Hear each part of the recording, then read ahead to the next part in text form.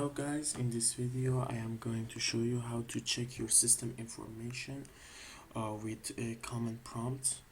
In this trick you can check the date of your Windows installation, the last time you turn on your system, the BIOS version, and memory card, and everything about network adapter.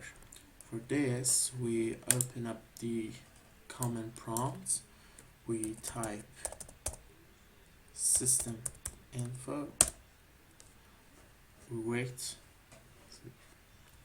just a second, and as you can see, the host name, the OS name, the OS version, operating system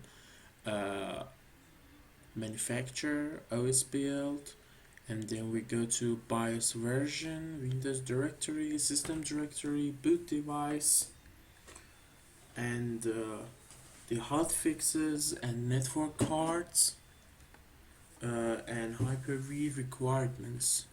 It is a very useful trick to know about your system information. Please like this video and subscribe our channel. Thanks for watching this video.